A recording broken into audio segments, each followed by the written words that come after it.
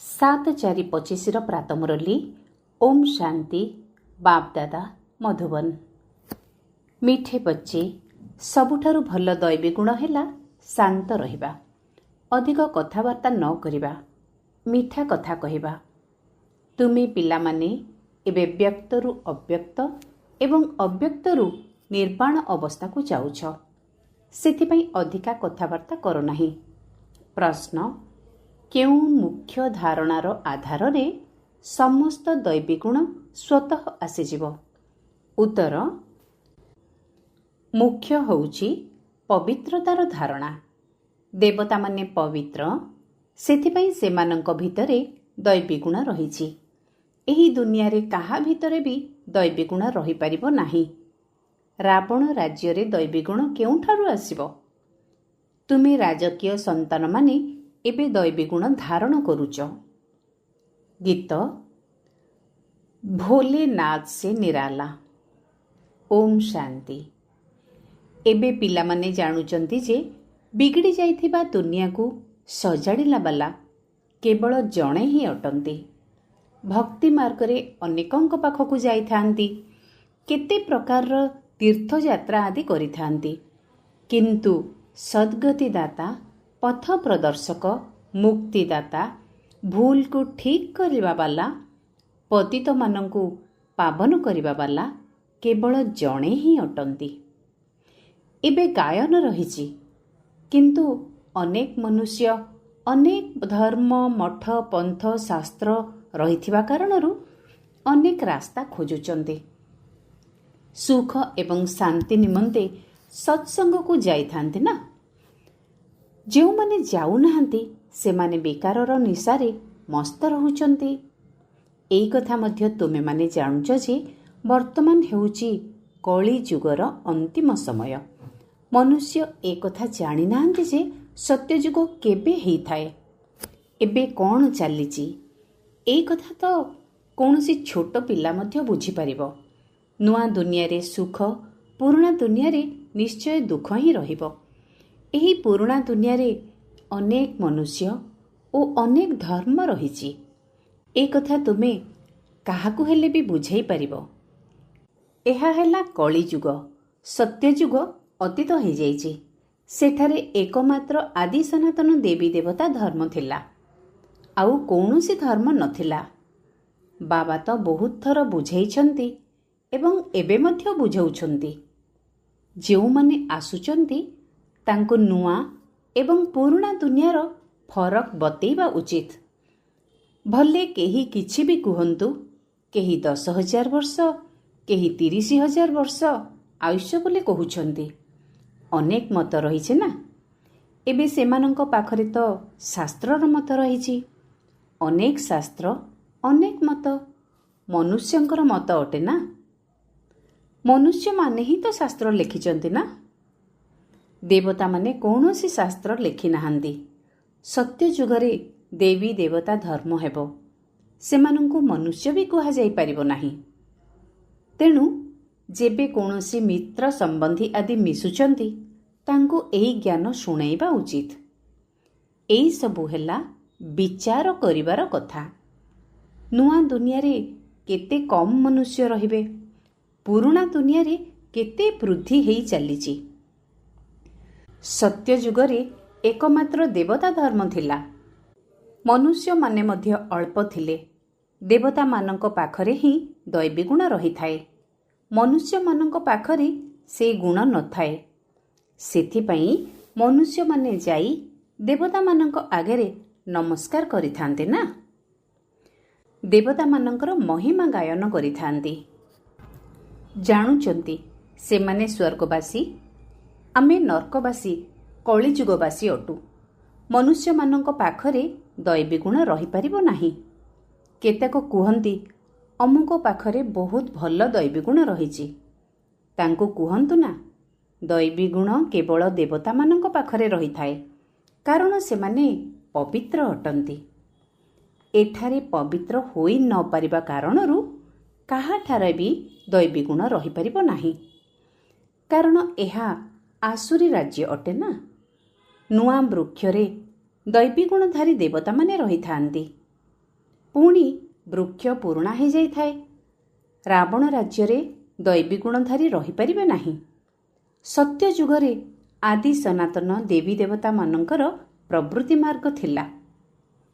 ପ୍ରବୃତ୍ତି ମାର୍ଗୀମାନଙ୍କର ହିଁ ମହିମାର ଗାୟନ କରାଯାଇଥାଏ। ସତ୍ୟ ଯୁଗରେ ଆମେ ପବିତ୍ର ଦେବୀ ଦେବତା ଥିଲୁ। ସେଠାରେ ସନ୍ନ୍ୟାସ ଧର୍ମ ନଥିଲା। କେତେ ପଏଣ୍ଟସ୍ ମିଳୁଛି, କିନ୍ତୁ ସବୁ ପଏଣ୍ଟସ୍ କାହାରି ବୁଦ୍ଧିରେ ରହିପାରିବ ନାହିଁ। ପଏଣ୍ଟସ୍ ଭୁଲି ଯାଉଥିବାରୁ ଫେଲ୍ ହୋଇଯାଉଛନ୍ତି। ଦୈବୀ ଗୁଣ ଧାରଣ କରିପାରୁନାହାନ୍ତି। ଗୋଟିଏ ଦୈବୀ ଗୁଣ ବହୁତ ଭଲ, ତାହା ହେଲା କାହା ସହିତ ଅଧିକ କଥାବାର୍ତ୍ତା ନ କରିବା, ମିଠା କହିବା, ବହୁତ କମ୍ କହିବା ଦରକାର। କାହିଁକି ନା ତୁମ ସନ୍ତାନମାନଙ୍କୁ ଟକି ଅର୍ଥାତ୍ ସାକାର ଲୋକରୁ ସୂକ୍ଷ୍ମ ଲୋକ, ସୂକ୍ଷ୍ମ ଲୋକରୁ ବ୍ରହ୍ମଲୋକକୁ ଯିବାକୁ ହେବ। ତେଣୁ ବହୁତ କମ୍ କଥା କହିବା ଉଚିତ। ଯିଏ ବହୁତ ଅଳ୍ପ ଆଉ ଧୀରେ ଧୀରେ କଥା କହିଥାନ୍ତି, ବୁଝାଯାଏ ଯେ ଇଏ ରୟାଲ ଅର୍ଥାତ୍ ରାଜକୀୟ ପରିବାରର ଅଟନ୍ତି। ତୁମମାନଙ୍କ ମୁଖରୁ ସର୍ବଦା ରତ୍ନ ବାହାରିବା ଉଚିତ। ସନ୍ନ୍ୟାସୀ ଅଥବା ଯେ କେହି ବି ହେଇଥାନ୍ତୁ, ତାଙ୍କୁ ନୂଆ ଏବଂ ପୁରୁଣା ଦୁନିଆର ପ୍ରଭେଦ ବତେଇବା ଉଚିତ। ସତ୍ୟ ଯୁଗରେ ଦୈବୀ ଗୁଣଧାରୀ ଦେବତାମାନେ ଥିଲେ। ସେଠାରେ ମଧ୍ୟ ପ୍ରବୃତ୍ତି ମାର୍ଗ ଥିଲା। ସନ୍ନ୍ୟାସୀମାନଙ୍କର ଧର୍ମ ହିଁ ଅଲଗା। ଏ କଥା ତ ଜାଣିଛ ଯେ ନୂଆ ସୃଷ୍ଟି ସତୋପ୍ରଧାନ ହେଇଥାଏ। ଏବେ ତମ ପ୍ରଧାନ ହେଇଯାଇଛି। ଆତ୍ମା ତମ ପ୍ରଧାନ ହେଇଗଲେ ଶରୀର ମଧ୍ୟ ତମ ପ୍ରଧାନ ମିଳିଥାଏ। ବର୍ତ୍ତମାନ ଏହା ହେଉଛି ପତିତ ଦୁନିଆ। ଏଠାରେ ସମସ୍ତଙ୍କୁ ପତିତ ହିଁ କୁହାଯିବ। ତାହା ହେଉଛି ପବିତ୍ର ସତୋପ୍ରଧାନ ଦୁନିଆ। ସେହି ନୂଆ ଦୁନିଆ ଏବେ ପୁରୁଣା ହେଇଯାଇଛି। ବର୍ତ୍ତମାନ ସମସ୍ତ ମନୁଷ୍ୟ ଆତ୍ମାମାନେ ନାସ୍ତିକ ହେଇଯାଇଛନ୍ତି। ସେଥିପାଇଁ ଗଣ୍ଡଗୋଳ ହେଉଛି। ଶିବ ବାବାଙ୍କୁ ନ ଜାଣିବା କାରଣରୁ ପରସ୍ପର ମଧ୍ୟରେ ଲଢ଼େଇ ଝଗଡ଼ା କରୁଛନ୍ତି। ରଚୟିତା ଏବଂ ରଚନାକୁ ଜାଣିବା ବାଲାଙ୍କୁ ହିଁ ଆସ୍ତିକ କୁହାଯାଏ।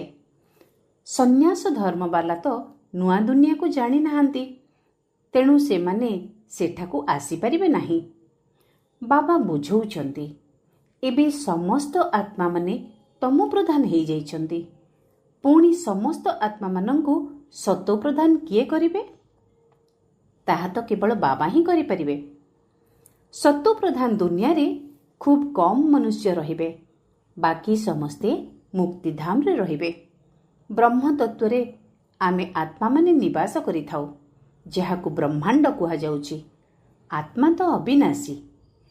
ଏହି ଅବିନାଶୀ ନାଟକରେ ସବୁ ଆତ୍ମାମାନଙ୍କର ପାର୍ଟ ରହିଛି। ନାଟକ କେବେ ଆରମ୍ଭ ହେଲା, ଏ କଥା କେବେ କେହି କହିପାରିବେ ନାହିଁ। ଏହା ଅନାଦି ଡ୍ରାମା ଅଟେ ନା। ବାବାଙ୍କୁ କେବଳ ଏହି ପୁରୁଣା ଦୁନିଆକୁ ନୂଆ କରିବାକୁ ଆସିବାକୁ ପଡ଼ିଥାଏ। ଏପରି ନୁହେଁ ଯେ ବାବା ନୂଆ ସୃଷ୍ଟି ରଚନା କରୁଛନ୍ତି। ଯେତେବେଳେ ପତିତ ହୋଇଯାଉଛନ୍ତି, ସେତେବେଳେ ଡାକୁଛନ୍ତି। ସତ୍ୟ ଯୁଗରେ କେହି ଡାକିବେ ନାହିଁ। ତାହା ହେଉଛି ପବିତ୍ର ଦୁନିଆ। ରାବଣ ପତିତ କରୁଛି, ପୁଣି ପରମପିତା ପରମାତ୍ମା ଆସି ପାବନ କରୁଛନ୍ତି। ତେବେ ଅଧା ଅଧା ନିଶ୍ଚୟ କୁହାଯିବ। ବ୍ରହ୍ମାଙ୍କର ଦିନ ଏବଂ ବ୍ରହ୍ମାଙ୍କର ରାତି ଅଧା ଅଧା ଅଟେ। ଜ୍ଞାନ ଦ୍ୱାରା ଦିନ ହେଇଥାଏ, ସେଠାରେ ଅଜ୍ଞାନତା ନଥାଏ। ଭକ୍ତି ମାର୍ଗକୁ ଅନ୍ଧକାର ମାର୍ଗ ବୋଲି କୁହାଯାଇଛି। ସେହି ଦେବତାମାନେ ହିଁ ପୁନର୍ଜନ୍ମ ନେଇ ନେଇ ପୁଣି ଅନ୍ଧକାରକୁ ଆସୁଛନ୍ତି। ସେଥିପାଇଁ ଏହି ସିଡ଼ି ଚିତ୍ରରେ ଦେଖାଯାଇଛି ମନୁଷ୍ୟ କିପରି ସତ ରଜ ତମ ଅବସ୍ଥାକୁ ଆସିଥାଏ। ବର୍ତ୍ତମାନ ଏହି ଦୁନିଆରେ ସମସ୍ତଙ୍କର ଜୀର୍ଣ୍ଣ ଶୀର୍ଣ୍ଣ ଅବସ୍ଥା ହେଇଯାଇଛି। ବାବା ପରିବର୍ତ୍ତନ କରିବା ପାଇଁ ଅର୍ଥାତ୍ ମନୁଷ୍ୟମାନଙ୍କୁ ଦେବତା କରିବା ପାଇଁ ଆସୁଛନ୍ତି। ଦେବତାମାନେ ଥିବା ସମୟରେ ଆସୁରୀ ଗୁଣଧାରୀ ମନୁଷ୍ୟ ନଥିଲେ। ଏବେ ଆସୁରୀ ଗୁଣଧାରୀଙ୍କୁ ଦୈବୀ ଗୁଣଧାରୀ କିଏ କରିବେ? ଏବେ ଏହି ଦୁନିଆରେ ଅନେକ ଧର୍ମ, ଅନେକ ମନୁଷ୍ୟ ରହିଛନ୍ତି। ପରସ୍ପର ମଧ୍ୟରେ ଲଢ଼େଇ ଝଗଡ଼ା କରୁଛନ୍ତି। ସତ୍ୟ ଯୁଗରେ ଗୋଟିଏ ଧର୍ମ ଥିଲା, ତେଣୁ ଦୁଃଖର କୌଣସି କଥା ନଥିଲା। ଶାସ୍ତ୍ରରେ ବହୁତ ମନଗଢ଼ା କଥା ରହିଛି, ଯାହାକୁ ତୁମେମାନେ ଜନ୍ମ ଜନ୍ମାନ୍ତର ପଢ଼ି ପଢ଼ି ଆସିଛ। ବାବା କହୁଛନ୍ତି ଏଇସବୁ ଭକ୍ତି ମାର୍ଗର ଶାସ୍ତ୍ର। ତାହା ପଢ଼ିବା ଦ୍ୱାରା ତୁମେ ମୋତେ ପ୍ରାପ୍ତ କରିପାରିବ ନାହିଁ। ମୋତେ ତ ନିଜକୁ ଥରେ ମାତ୍ର ଆସି ସମସ୍ତଙ୍କର ସଦ୍ଗତି କରିବାକୁ ପଡ଼ିଥାଏ। ଏମିତି କେହି ବି ଏଇ ଦୁନିଆରୁ ଘରକୁ ଫେରି ଯାଇପାରିବେ ନାହିଁ। ବହୁତ ଧୈର୍ଯ୍ୟର ସହିତ ବୁଝେଇବା ଦରକାର, ଯେମିତି କୌଣସି ହଙ୍ଗାମା ନ ହୋଇଯାଉ। ସେମାନଙ୍କର ତ ବହୁତ ଅହଙ୍କାର ରହିଥାଏ ନା। ସାଧୁ ସନ୍ଥଙ୍କ ସହିତ ଫଲୋଅର୍ସ ଅର୍ଥାତ୍ ଅନୁଗାମୀମାନେ ମଧ୍ୟ ରହିଥାନ୍ତି। ସେମାନେ ତୁରନ୍ତ କହିଦେବେ ଏହାଙ୍କୁ ମଧ୍ୟ ସେହି ବ୍ରହ୍ମାକୁମାରୀମାନଙ୍କର ଯାଦୁ ଲାଗିଯାଇଛି। କିନ୍ତୁ ଚତୁର ମନୁଷ୍ୟ ହୋଇଥିଲେ କହିବେ ଏହା ତ ବିଚାର କରିବାର କଥା। ମେଳା ପ୍ରଦର୍ଶନୀକୁ ଅନେକ ପ୍ରକାରର ମନୁଷ୍ୟ ଆସିଥାନ୍ତି ନା। ପ୍ରଦର୍ଶନୀ ଆଦିକୁ କେହି ବି ଆସିଲେ ତାଙ୍କୁ ବହୁତ ଧୈର୍ଯ୍ୟର ସହିତ ବୁଝେଇବା ଦରକାର, ଯେପରି ବାବା ଧୈର୍ଯ୍ୟର ସହିତ ଆମକୁ ବୁଝାଉଛନ୍ତି। ବହୁତ ଜୋରରେ ମଧ୍ୟ କଥା କହିବା ଅନୁଚିତ। ପ୍ରଦର୍ଶନୀରେ ତ ବହୁତ ଲୋକ ଏକାଠି ହୋଇଯାଇଥାନ୍ତି। ପୁଣି ସେମାନଙ୍କୁ କହିଦେବା ଦରକାର ଆପଣମାନେ କିଛି ସମୟ ଦେଇ ଏକାନ୍ତରେ ଆସି ବୁଝିଲେ ଆପଣଙ୍କୁ ରଚୟିତା ଏବଂ ରଚନାର ରହସ୍ୟ ବୁଝାଇବୁ। ରଚନାର ଆଦି ମଧ୍ୟ ଅନ୍ତର ଜ୍ଞାନକୁ ରଚୟିତା ଶିବ ବାବା ହିଁ ବୁଝାଉଛନ୍ତି। ବାକି ସମସ୍ତେ ତ ନେତି ନେତି ହିଁ କହୁଛନ୍ତି। କୌଣସି ମନୁଷ୍ୟ ସତ୍ୟଯୁଗକୁ ଯାଇପାରିବେ ନାହିଁ। ଏଇ ଜ୍ଞାନ ଦ୍ୱାରା ସମସ୍ତଙ୍କର ସଦ୍ଗତି ହୋଇଯିବ। ପୁଣି ସେଠାରେ ଏହି ଜ୍ଞାନର କୌଣସି ଆବଶ୍ୟକତା ରହିବ ନାହିଁ। ଏହି ଜ୍ଞାନ ବାବାଙ୍କ ବ୍ୟତୀତ କେହି ବୁଝେଇ ପାରିବେ ନାହିଁ। ବୁଝେଇବା ପାଇଁ କୌଣସି ବୟସ୍କ ହେଇଥିଲେ ମନୁଷ୍ୟମାନେ ବୁଝିବେ ଇଏ ଅନୁଭବୀ ଅଟନ୍ତି, ନିଶ୍ଚୟ ସତ୍ସଙ୍ଗ ଆଦି କରିଥିବେ। ଯଦି ଛୋଟ ପିଲା ବୁଝେଇବେ ତେବେ କହିବେ ଇଏ କ'ଣ ଜାଣିଛନ୍ତି। ତେଣୁ ଏମାନଙ୍କ ଉପରେ ବୟସ୍କମାନଙ୍କର ପ୍ରଭାବ ପଡ଼ିପାରିବ। ବାବା ମଧ୍ୟ ଥରେ ମାତ୍ର ଆସି ଏହି ଜ୍ଞାନ ବୁଝାଉଛନ୍ତି। ତମୋ ପ୍ରଧାନରୁ ସତୋ ପ୍ରଧାନ କରୁଛନ୍ତି। ମାତାମାନେ ବସି ତାଙ୍କୁ ବୁଝେଇଲେ ଖୁସି ହେବେ। ସେମାନଙ୍କୁ କୁହ ଜ୍ଞାନର ସାଗର ବାବା ଜ୍ଞାନର କଳସ ଆମ ମାତାମାନଙ୍କୁ ଦେଇଛନ୍ତି, ଯାହାକି ଆମେ ପୁଣି ଅନ୍ୟମାନଙ୍କୁ ଦେଉଛୁ। ବହୁତ ନମ୍ରତାର ସହିତ କଥା କହିବା ଉଚିତ। ଶିବ ହିଁ ଜ୍ଞାନର ସାଗର ଅଟନ୍ତି, ଯିଏକି ଆମକୁ ଜ୍ଞାନ ଶୁଣାଉଛନ୍ତି। କହୁଛନ୍ତି ମୁଁ ତୁମ ମାତାମାନଙ୍କ ଦ୍ୱାରା ମୁକ୍ତି ଜୀବନ ମୁକ୍ତିର ଦ୍ୱାର ଅର୍ଥାତ୍ ଗେଟ୍ ଖୋଲୁଛି, ଆଉ କେହି ଖୋଲିପାରିବେ ନାହିଁ। ଆମେ ଏବେ ପରମାତ୍ମାଙ୍କ ଦ୍ୱାରା ରାଜଯୋଗର ପାଠ ପଢ଼ୁଛୁ। ଆମକୁ କୌଣସି ମନୁଷ୍ୟ ପଢ଼ାଉନାହାନ୍ତି। ଜ୍ଞାନର ସାଗର ଏକମାତ୍ର ପରମପିତା ପରମାତ୍ମା ହିଁ ଅଟନ୍ତି। ତୁମେ ସବୁ ଭକ୍ତିର ସାଗର ଅଟ, ଭକ୍ତିର ଅଧିକାରୀ ଅଟ। ଏପରି ନୁହେଁ କି ଜ୍ଞାନର ଅଧିକାରୀ। ଜ୍ଞାନର ଅଥରିଟି କେବଳ ମୁଁ ଅଟେ। ମହିମା ମଧ୍ୟ ଜଣଙ୍କର କରିଥାନ୍ତି, ସେ ହିଁ ଉଚ୍ଚରୁ ଉଚ୍ଚ ଅଟନ୍ତି। ଆମେ ତାଙ୍କୁ ହିଁ ମାନୁଛୁ। ସେ ଆମକୁ ବ୍ରହ୍ମାଙ୍କ ଶରୀର ଦ୍ୱାରା ପାଠ ପଢ଼ାଉଛନ୍ତି। ସେଥିପାଇଁ ବ୍ରହ୍ମା କୁମାର କୁମାରୀମାନଙ୍କର ଗାୟନ ରହିଛି। ଏହିପରି ବହୁତ ମଧୁର ଭାବରେ ବସି ବୁଝାଅ। ଭଲେ ଯେତେ ବି ପଢ଼ିଥାନ୍ତୁ, ଢେର ପ୍ରଶ୍ନ କରିଥାନ୍ତି। ପ୍ରଥମେ ପ୍ରଥମେ ତ ବାବାଙ୍କ ଉପରେ ହିଁ ସେମାନଙ୍କୁ ନିଶ୍ଚୟ କରେଇବାକୁ ହେବ। ପ୍ରଥମେ ତୁମକୁ ଏଇ କଥାକୁ ବୁଝ ଯେ ରଚୟିତା ବାବା ଅଟନ୍ତି ନା ନୁହେଁ। ସମସ୍ତଙ୍କର ରଚୟିତା ହେଉଛନ୍ତି ଏକମାତ୍ର ଶିବ ବାବା ଅଟନ୍ତି। ସେ ହିଁ ଜ୍ଞାନର ସାଗର ଅଟନ୍ତି। ପିତା, ଶିକ୍ଷକ, ସଦ୍ଗୁରୁ ମଧ୍ୟ ଅଟନ୍ତି। ପ୍ରଥମେ ଏହି ନିଶ୍ଚୟ ହେବା ଦରକାର ଯେ ରଚୟିତା ବାବା ହିଁ ରଚନାର ଆଦି ମଧ୍ୟ ଅନ୍ତର ଜ୍ଞାନ ଦେଉଛନ୍ତି। ସେ ହିଁ ଆମକୁ ବୁଝାଉଛନ୍ତି। ତେଣୁ ସିଏ ନିଶ୍ଚୟ ଠିକ୍ ବୁଝେଇବେ ନା। ତେବେ କୌଣସି ପ୍ରଶ୍ନ ଉଠିପାରିବ ନାହିଁ। ବାବା ସଙ୍ଗମ ଯୁଗରେ ହିଁ ଆସୁଛନ୍ତି। କହୁଛନ୍ତି କେବଳ ମୋତେ ମନେ ପକାଅ, ତେବେ ପାପ ଭସ୍ମ ହେବ। ମୋର କାମ ହେଉଛି ପତିତମାନଙ୍କୁ ପବିତ୍ର କରିବା। ବର୍ତ୍ତମାନ ହେଉଛି ତମ ପ୍ରଧାନ ଦୁନିଆ। ତେବେ ପତିତ ପାବନ ବାବାଙ୍କର ପରିଚୟ ବିନା କାହାକୁ ଜୀବନ ମୁକ୍ତି ମିଳିପାରିବ ନାହିଁ। ଏବେ ସମସ୍ତେ ଜ୍ଞାନ ସ୍ନାନ କରିବାକୁ ଯାଉଛନ୍ତି, ତେବେ ପତିତ ହେଲେ ନା। ମୁଁ ତ ଏକଥା କହୁନାହିଁ କି ଗଙ୍ଗା ସ୍ନାନ କର ନାହିଁ। ମୁଁ ତ କହୁଛି ମୋତେ ମନେ ପକାଅ। ମୁଁ ତୁମ ସମସ୍ତ ପ୍ରେମିକାଙ୍କର ପ୍ରେମିକ ଅଟେ। ସମସ୍ତେ ଏକମାତ୍ର ପ୍ରେମିକଙ୍କୁ ମନେ ପକାଉଛନ୍ତି। ରଚନାର କ୍ରିଏଟର ଅର୍ଥାତ୍ ସ୍ରଷ୍ଟା ହେଉଛନ୍ତି ଏକମାତ୍ର ବାବା। ସେ କହୁଛନ୍ତି ଦେହି ଅଭିମାନୀ ହୋଇ ମୋତେ ମନେ ପକାଅ। ତେବେ ଏହି ଯୋଗ ଅଗ୍ନି ଦ୍ୱାରା ବିକର୍ମ ବିନାଶ ହୋଇଯିବ। ଏହି ଯୋଗ ବାବା ଏବେ ହିଁ ଶିଖାଉଛନ୍ତି, ଯେତେବେଳେ କି ପୁରୁଣା ଦୁନିଆର ପରିବର୍ତ୍ତନ ହେବାର ଅଛି। ଏବେ ବିନାଶ ସମ୍ମୁଖରେ ଉପସ୍ଥିତ। ଏବେ ଆମେ ଦେବତା ହେବାକୁ ଯାଉଛୁ। ବାବା କେତେ ସହଜ ଭାବରେ ବୁଝାଉଛନ୍ତି। ଯଦିଓ ବାବାଙ୍କ ସମ୍ମୁଖରେ ଶୁଣୁଛନ୍ତି, କିନ୍ତୁ ସମସ୍ତେ ତ ଏକାଭଳି ଶୁଣୁନାହାନ୍ତି। ବୁଦ୍ଧି ଅନ୍ୟ ଅନ୍ୟ ଆଡ଼କୁ ଚାଲିଯାଉଛି। ଭକ୍ତିରେ ମଧ୍ୟ ଏହିପରି ହେଇଥାଏ। ସାରା ଦିନ ତ ଏମିତି ନଷ୍ଟ ହୋଇଯାଉଛି।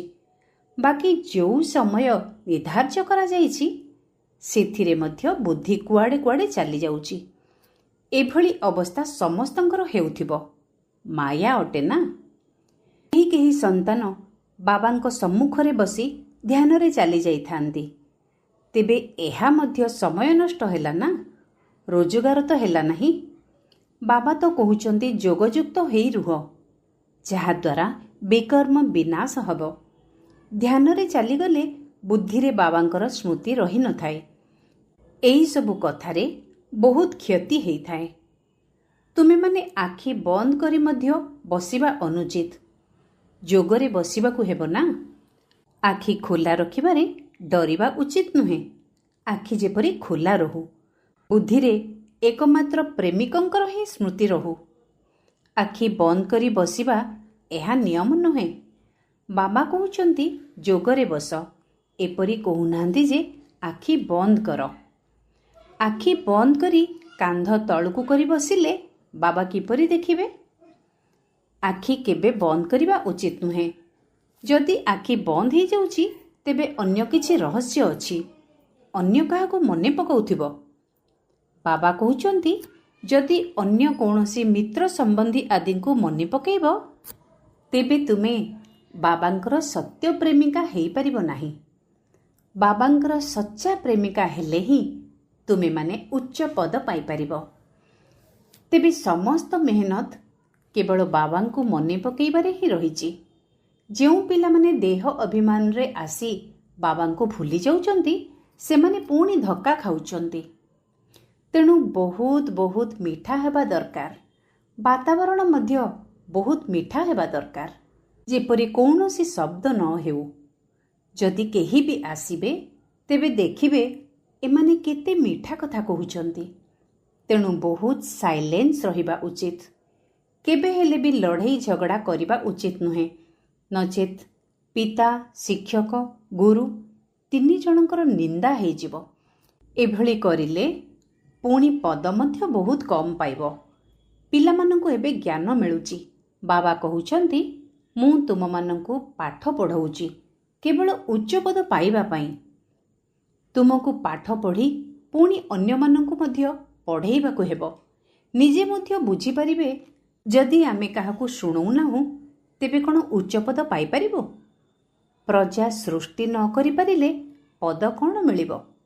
ଯୋଗ ଜ୍ଞାନ ନଥିଲେ ନିଶ୍ଚୟ ପାଠୁଆଙ୍କର ବୋଝ ଉଠାଇବାକୁ ହେବ। ତେଣୁ ନିଜକୁ ଦେଖିବା ଦରକାର।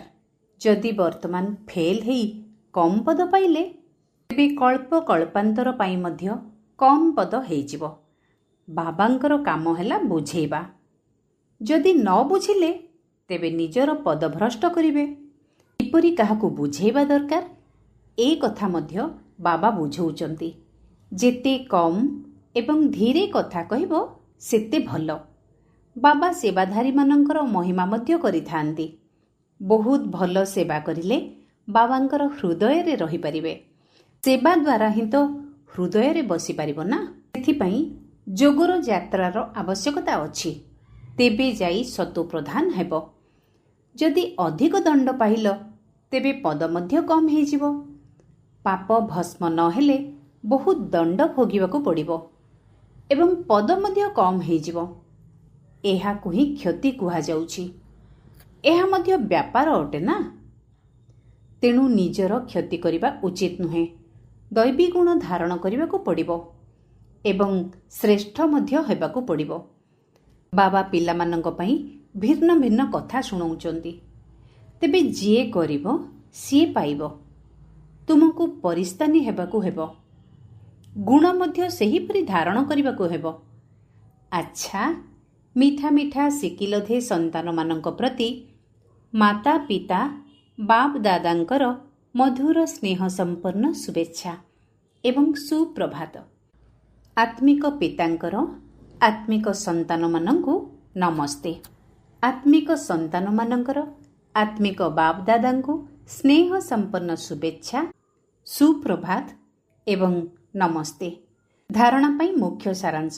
1 ନମ୍ବର, କାହା ସହିତ ବି ବହୁତ ନମ୍ରତାପୂର୍ବକ ଏବଂ ଧୀରେ ଧୀରେ କଥାବାର୍ତ୍ତା କରିବାକୁ ହେବ। ତୁମର ବ୍ୟବହାର ବହୁତ ମିଠା ହେବା ଦରକାର। ବାତାବରଣ ବହୁତ ଶାନ୍ତିପୂର୍ଣ୍ଣ ହେବା ଉଚିତ। କୌଣସି ପ୍ରକାରର କୋଳାହଳ ନଥିବ, ତେବେ ଯାଇ ସେବାରେ ସଫଳତା ମିଳିବ। 2 ନମ୍ବର, ସଚ୍ଚା ସଚ୍ଚା ପ୍ରେମିକା ହୋଇ ଏକମାତ୍ର ପ୍ରେମିକ ବାବାଙ୍କୁ ମନେ ପକାଇବାକୁ ହେବ। ଯୋଗ କରିବା ସମୟରେ କେବେ ବି ଆଖି ବନ୍ଦ କରି କାନ୍ଧ ତଳକୁ କରି ବସିବା ଉଚିତ ନୁହେଁ। ସର୍ବଦା ଦେହୀ ଅଭିମାନୀ ସ୍ଥିତିରେ ରହିବାକୁ ହେବ।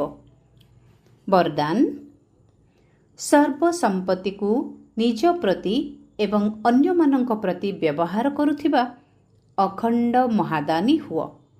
ସର୍ବ ସମ୍ପତ୍ତିକୁ ନିଜ ପ୍ରତି ଏବଂ ଅନ୍ୟମାନଙ୍କ ପ୍ରତି ବ୍ୟବହାର କରୁଥିବା ଅଖଣ୍ଡ ମହାଦାନୀ ହୁଅ। ଯେପରି ବାବାଙ୍କର ଖାଦ୍ୟ ଭଣ୍ଡାର ଅର୍ଥାତ୍ ଜ୍ଞାନର ଭଣ୍ଡାର ସଦା ଚାଲୁ ରହିଛି, ପ୍ରତିଦିନ ଦେଇ ଚାଲିଛନ୍ତି, ସେହିଭଳି ତୁମମାନଙ୍କର ମଧ୍ୟ ଅଖଣ୍ଡ ଲଙ୍ଗର ଚାଲୁ ରହିଥାଉ, ଅର୍ଥାତ୍ ଭୋଜନ ଦାନ କରିବାର କାର୍ଯ୍ୟ ଚାଲୁ ରହିଥାଉ। କାହିଁକି ନା ତୁମ ପାଖରେ ଜ୍ଞାନର, ଶକ୍ତିର, ଖୁସିର ଭରପୁର ଖାଦ୍ୟ ଭଣ୍ଡାର ରହିଛି। ଏଗୁଡ଼ିକୁ ସାଥିରେ ରଖିବାରେ ବା ବ୍ୟବହାର କରିବାରେ କୌଣସି ବି ବିପଦର ଆଶଙ୍କା ନାହିଁ। ଯଦି ଏହି ଖାଦ୍ୟ ଭଣ୍ଡାର ସଦା ସର୍ବଦା ଖୋଲା ରହିଥିବ, ତେବେ କୌଣସି ଚୋର ଆସିବ ନାହିଁ, ବରଂ ଏହାକୁ ବନ୍ଦ ରଖିବା ଦ୍ୱାରା ଚୋର ଆସିବ। ସେଥିପାଇଁ ପ୍ରତିଦିନ ନିଜକୁ ମିଳିଥିବା ସମ୍ପତ୍ତିଗୁଡ଼ିକୁ ଦେଖିବା ସହିତ ନିଜ ପ୍ରତି ଏବଂ ଅନ୍ୟମାନଙ୍କ ପ୍ରତି କାର୍ଯ୍ୟରେ ଲଗାଅ। ତେବେ ଅଖଣ୍ଡ ମହାଦାନୀ ହେଇଯିବ। ସ୍ଲୋଗାନ, ଶୁଣିଥିବା ଜ୍ଞାନକୁ ସର୍ବଦା ମନନ କରୁଥାଅ, କାରଣ ମନନ ଚିନ୍ତନ କରିବା ଦ୍ୱାରା ଶକ୍ତିଶାଳୀ ହେଇଯିବ। ଶୁଣିଥିବା ଜ୍ଞାନକୁ ସର୍ବଦା ମନନ କରୁଥାଅ, କାରଣ ମନନ ଚିନ୍ତନ କରିବା ଦ୍ୱାରା